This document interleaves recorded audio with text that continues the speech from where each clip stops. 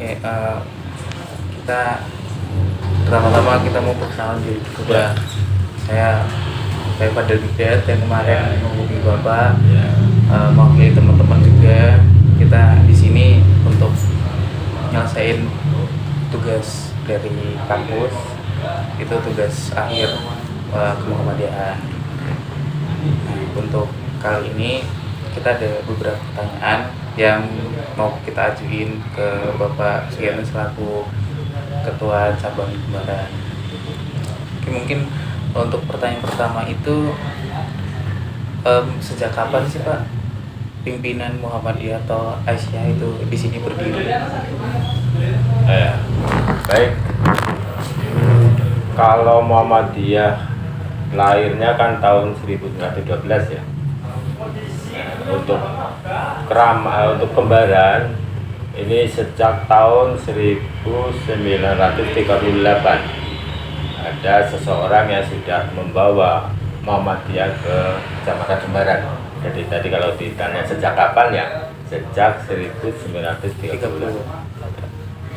Berarti kalau di sini termasuknya udah lama banget tadi Muhammadiyah ya Pak? Iya sudah cukup lama, berapa 50 tahun apa? Cukup lama. Berarti udah hampir 100 tahun. Iya, betul. Iya. 38 dan 25 ya 80 sekian tahun ya. Berarti memang termasuknya persebaran Muhammadiyah di sini cepat juga ya Pak? Iya, cepat ya. Karena dari istilahnya awal berdiri sampai nyampe kembaran gitu, nyampe berdiri di sini. Iya. Mungkin untuk pertanyaan selanjutnya itu gimana sih Pak proses awal berdirinya di Muhammadiyah di Kembaran ini? Ya, tadi saya sampaikan tahun 38 itu ada seorang yang bernama Bapak Haji Hasan Meja. Itu orang Keramat. Keramat kan bagian dari Kembaran di sebelah sana, sebelah timur, batas berbalik ya. Itu membawa Muhammadiyah ke Keramat dan mendirikan cabang Keramat ya.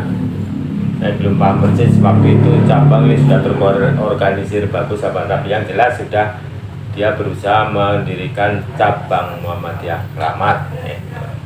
Nanti kalau kita nanti sejarah berikutnya sampai sekarang saya ceritakan aja ya. Iya Pak. Jadi berdiri di Keramat itu tahun 38, terus berkembang dengan kemudian 50 tahun berikutnya, kemudian yaitu tahun 88, dari 38 sampai 88 50 tahun. Tahun 88 itu yang tadinya namanya Keramat, kemudian ada dari sini, dari Duku Bantarwuni itu juga bergabung, dari Leduk bergabung, sehingga anggotanya kan tidak hanya di Keramat, termasuk di sini di Kembaran, sehingga itu disesuaikan nama cabangnya menjadi cabang Kembaran tahun 88 itu menjadi cabang Kembaran. Terus berikutnya pengurusnya kan ada orang sini, ada orang Keramat. Nah, sehingga kalau ada kegiatan-kegiatan di daerah sini barat, Kembaran bagian barat, orang-orang yang dari Keramat tidak datang ke sini. Begitu juga sebaliknya, kalau ada kegiatan entah pengajian, entah rapat-rapat di daerah Keramat, maka orang-orang sini, pengurus sini pada enggan ke sana karena jauh. Sehingga di tahun 2012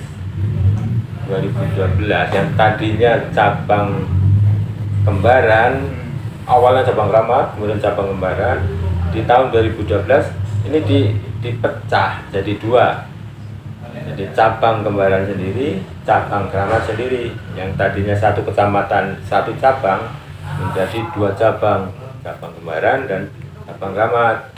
Yang masing-masing karena kecamatan Kembaran ada 16 desa, maka wilayah dari masing-masing cabang 16 bagi 2 jadi 8 desa. Cabang Kembaran 8 desa, cabang Keramat 8 desa. Itu sudah jalan tahun 2012. Sudah kesepakatan seperti itu. Kemudian tahun 19 itu berdirilah ranting Kembaran, Desa Kembaran. Desa Kembaran itu mendirikan ranting sesuai dengan kesepakatan. Desa Kembaran itu masuk wilayah cabang Keramat, sehingga pengurus ranting cabang ranting Kembaran itu lapor ke Keramat, ke pimpinan cabang Muhammadiyah Keramat. Nah, Keramat keberatan karena jauh dari Keramat ke Kembaran, Desa Kembaran jauh, sehingga sana tidak mau menerima ranting Kembaran, sehingga lari ke sini, ranting Kembaran lari ke cabang Kembaran. Nah, cabang Kembaran pimpinannya waktu itu juga sesuai kesepakatan ini tidak masuk ke Kembaran, Desa Kembarannya, maka di sini juga tidak diterima. Kan terjadi masuk sana nggak mau, nggak boleh, masuk sini nggak diterima, bingung. Ranting yang baru itu, padahal ranting baru kan harus dibina dan sehingga ini dibawa ke pimpinan daerah, maka difasilitasi untuk ketemulah antara pimpinan cabang Kembaran, pimpinan cabang Keramat dan PDM ketemu, yang akhirnya disepakati bahwa sudah ini diterima saja oleh Kembaran. Jadi ranting Kembaran diterima oleh cabang Kembaran. Cabang Keramat itu hanya ngurusi beberapa desa, 1 atau 2 desa, lainnya masuk sini semua. Itu terus sampai terakhir tahun kemarin berdiri 1 ranting, itu ranting Linggasari, yang itu dulu juga mestinya ke sana, ke cabang Keramat, tapi tidak masuk ke cabang Kembaran, sehingga sekarang Kembaran ada 11 ranting dari 8 desa plus 5 desa, misalnya ada 13 desa tapi sudah ada 11 ranting. Nah, dengan seluk-beluk atau apa terjadi sedikit salah itu ya akhirnya tidak mau. Akhirnya ya sudah, ini kita berjalan, pokoknya berjalan aja, cabang Kembaran dan cabang Keramat itu sudah tidak ada masalah. Berarti emang dulu kayak mau ada ranting pun itu ngurusnya susah ya Pak? Maksudnya dari sana pun nggak menerima, di sini pun ya, kita karena menerima kesepakatan gitu. asli itu lah.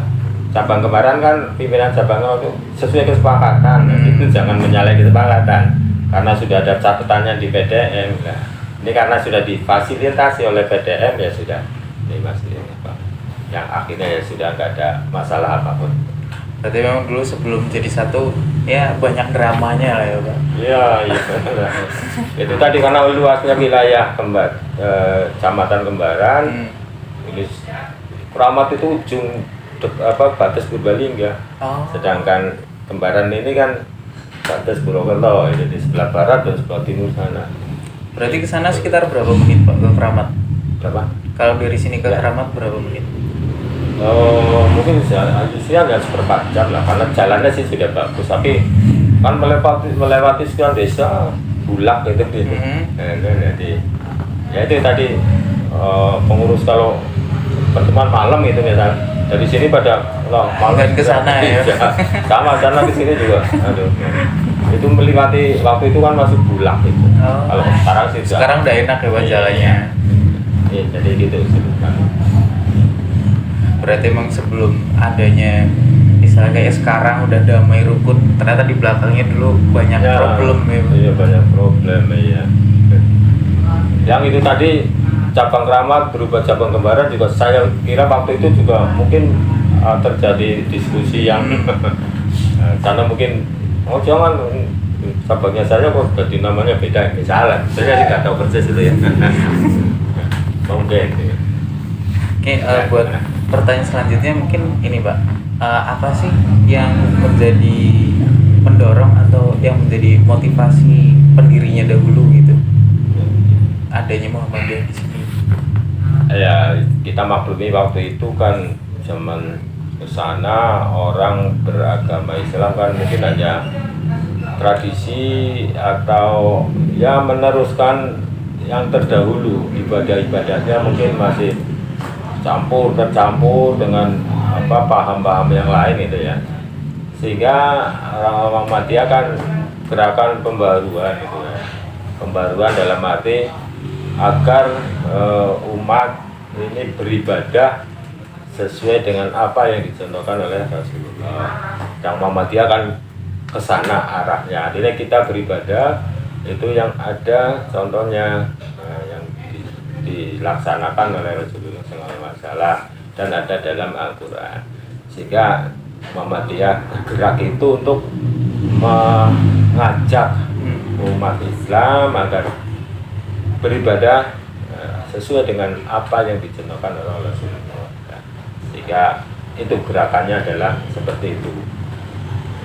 Berarti memang untuk awalnya kenapa ada Muhammadiyah di sini karena emang untuk meluruskan Ya, orang-orang betul. di sini ya Bang. Betul. Karena dulu masih banyak paham-paham Ya, yang paham. bukan Islam Non gitu. Islam, ya. Saat Jadi ini adanya namanya. Muhammadiyah di sini Ya. untuk yang merevolusi gitu ya. Bang. Iya, betul. Ya. Pembaruan lah. Oke, mungkin untuk pertanyaan selanjutnya, amal usaha apa aja sih Pak yang udah berdiri sekarang? Yang disebut amal usaha biasanya kan ada kesehatan ya, dari rumah sakit, dari klinik, kemudian ada pendidikan dan ada panti sosial. Ini yang biasa masuk dalam kategori amal usaha.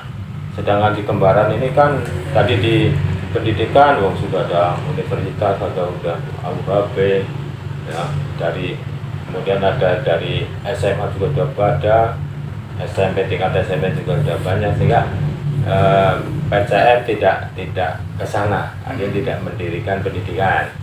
Kemudian di kesehatan juga ini kan sudah ada rumah sakit, sudah klinik banyak ya, puskesmas, sehingga kita juga tidak mengarah ke sana, tidak mendirikan unit-unit kesehatan, pelayanan kesehatan. Nah, sehingga PCM Kembaran ini berpikiran lain ya. Kita mempunyai unit usaha ya, unit usaha yang bisa mendatangkan sumber pendapatan bagi PCM yang nantinya sebagai modal atau biaya di dalam berdakwah ya, kan butuh materi, keuangan dan sebagainya, sehingga kita PCM Kembaran punya beberapa unit usaha yang mengarah pada ekonomi dan sebagai pemberdayaan juga pada masyarakat. Satu misalkan kita punya kambing, kemudian dipelihara oleh kader, sehingga nanti setelah dijual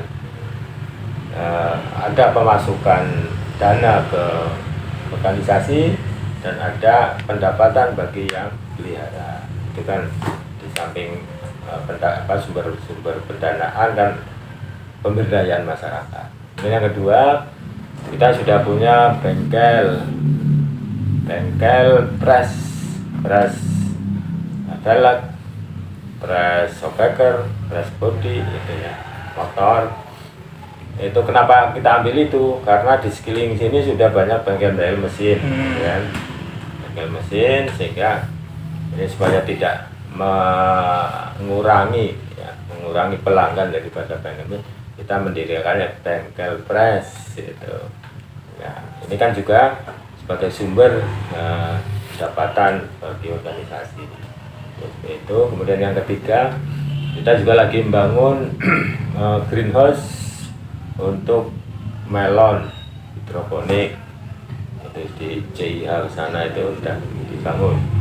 Itu mungkin beberapa waktu lagi sudah bisa ditanami melon hidroponik, dan nanti juga bisa mendatangkan sumber pendapatan dan juga bisa menjadi contoh bagi masyarakat sekitar bahwa ini usaha ini menguntungkan gitu.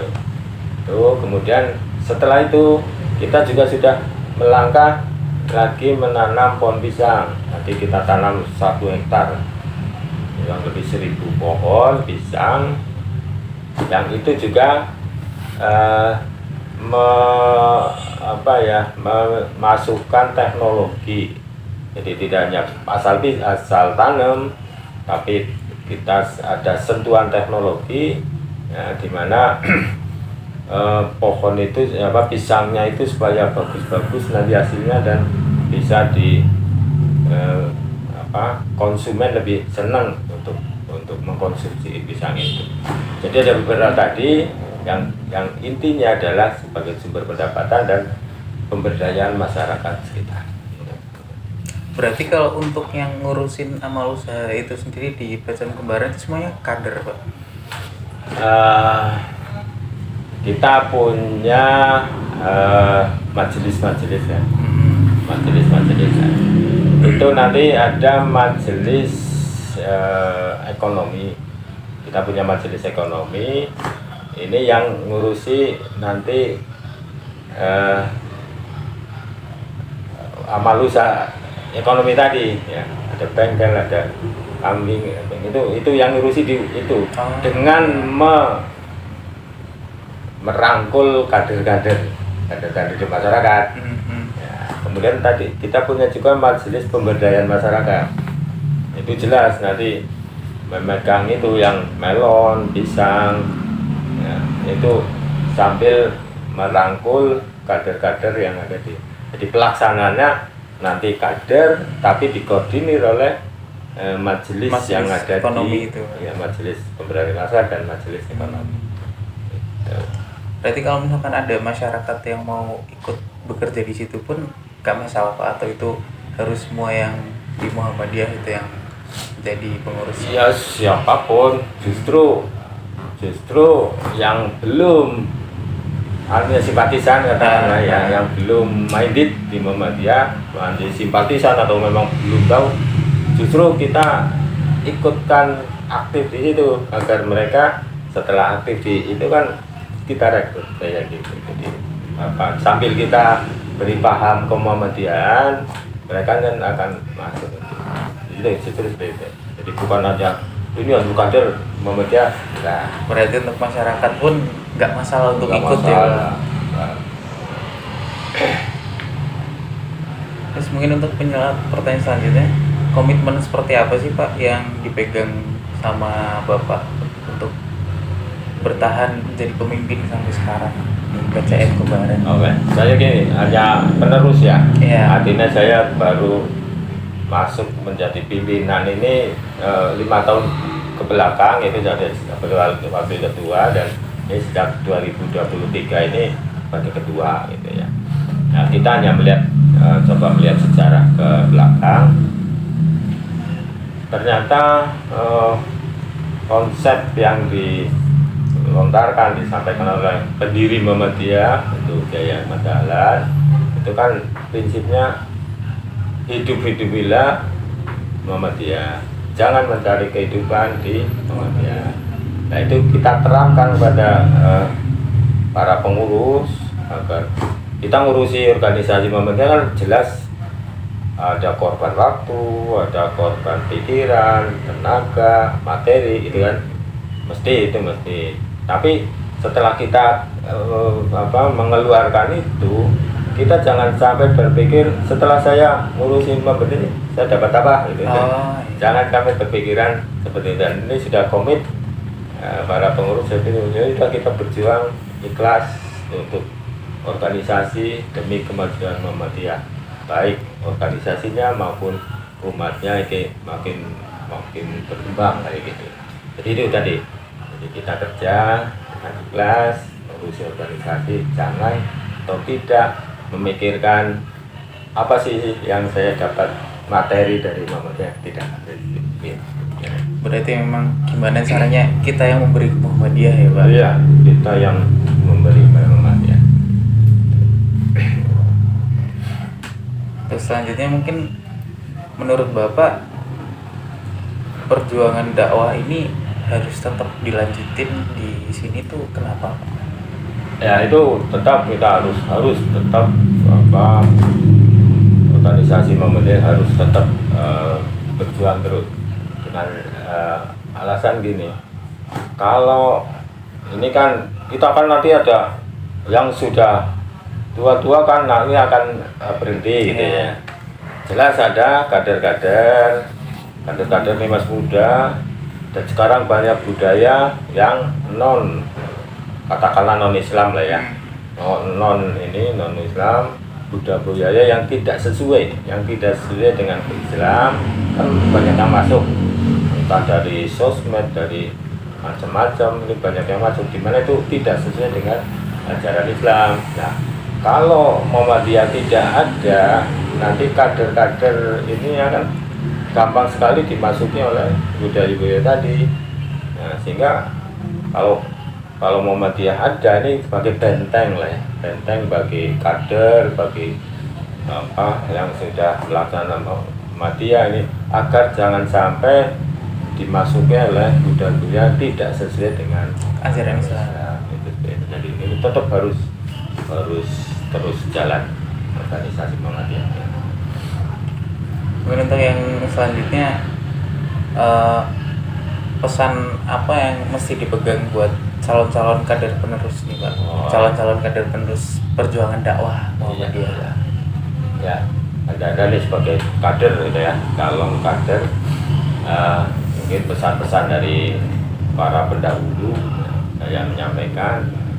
Yang pertama ya, lihat sejarah, bagaimana sih para pendiri Muhammadiyah, para pengurus Muhammadiyah yang lama ya, sepak terjangnya bagaimana, terus tingkat tadi keikhlasannya bagaimana, ya itu harus diikuti, dipelajari tentang itu. Dan juga harus tetap mempelajari tentang Quran, hadis dan yang lain-lain, ya, aturan-aturan untuk organisasi juga, tentang keorganisasian, sehingga paham betul apa sih organisasi Muhammadiyah, nanti paham betul. Nah, kemudian jangan menyalahkan orang lain gitu. Jadi kadang-kadang kita kader, oh saya paling benar, itu salah gitu. Jangan sampai. Mereka kan juga punya dasar ya, tidak, kita tetap koridor Muhammadiyah kita tapi kalau ada perbedaan pendapat dengan orang lain jangan kita menyalahkan. Nah, ya, itu tadi intinya. Silakan untuk belajar organisasi, lihat sejarah para pendiri dan sebagainya. Nah, mudah-mudahan nanti kader ini memahami betul sehingga akan ikut. Nah, mungkin ini pertanyaan terakhir nih Pak. Ya. Selama Bapak jadi 5 tahun terakhir kan jadi wakil ketua, setelah itu sekarang jadi ketua PSM Kembaran. Tantangan apa sih Pak yang Bapak Sugianto tuh rasanya tuh, wah ini tuh apa ya, setiap tahun tuh ada gitu loh. Maksudnya setiap tahun tuh mungkin ada suatu hal yang terus berulang dan itu belum selesai sampai sekarang tuh, ada nggak? Ya, tentang dalam organisasi itu juga ya masih ada 1-2 yang sudah komitmen dengan kerja ikhlas tadi, tapi terkadang ada yang budel. Masih ada lah 1-2, tapi ya nggak banyak. Tapi itu kan suatu tantangan juga. Nah, kalau sudah ada seperti itu ya nanti akan hubungannya dengan yang lain kan tidak harmonis. Itu ya tetap ada ya. Masih ada ya 1-2 yang mungkin belum ikhlas dalam urus organisasi. Kemudian dengan luar, nah, ini mereka yang mungkin belum paham betul ya tentang Muhammadiyah itu apa, yang dianggapnya oleh mereka itu Muhammadiyah itu keras itu ya, garis keras sehingga ada beberapa masyarakat yang jangan mendekati Muhammadiyah, orang keras kayak gitu, ada ya. Jadi ini suatu tantangan juga loh. Sebelum Muhammadiyah ini seperti ini tidak terah, tapi kita kan apa melaksanakan ibadah yang sesuai. Kalau yang tidak sesuai ya nggak usah kita adakan ya. Dan mereka yang masih berpikiran bahwa Muhammadiyah siapa itu ya pelan-pelan kita dekati. Inilah Muhammadiyah ini seperti ini, bukan agama yang dilarang, tidak, justru kita sedang mencari yang benar loh, ini seperti itu. Jadi di dalam lingkaran organisasi itu ada tantangan, di luar juga ada juga ya. tantangan gitu. Dan kalau dari Pak Sugiyarno sendiri gimana sih Pak caranya buat istilahnya itu buat orang-orang yang seperti itu yang mungkin belum ikhlas dengan kerjanya bisa mulai ini Pak, oh ya aku tuh harus di Muhammadiyah, harus menghidupi Muhammadiyah gitu. Ya terus kita pendekatan, terus kita adakan rapat-rapat dengan ya secara ini kita singgung, tetapi tidak langsung ke yang bersangkutan secara umum bahwa kita ngurusi organisasi ya seperti ini harus ada keikhlasan dan sebagainya ya, intinya dengan pendekatan gitu seperti itu. Ya mungkin dari kelompok kita cukup segitu Pak. Terima kasih atas waktunya. Mungkin ganggu jadwal Bapak. Lagi sibuk mungkin hari ini Pak. Saya sih sudah tentang pekerjaan pemerintah sudah enggak ya, sudah pensiun, jadi ya ini memang saya fokus di Muhammadiyah. Baik, sebelumnya kerjanya apa Pak Sugiyarno kalau boleh tahu? Saya di Pemda. Oh di Pemda. Baik, setelah pensiun ganti ngurusin Muhammadiyah. Iya. Ya mulai sejak kakak pensiun udah 6 tahun, 5 tahun lalu. Jadi sebelum itu juga udah mulai ngurusin. Sekali kita terima kasih ya Pak udah meluangkan waktunya dan membantu kita juga buat nyelesain tugas. Ya, semoga cepat selesai ya.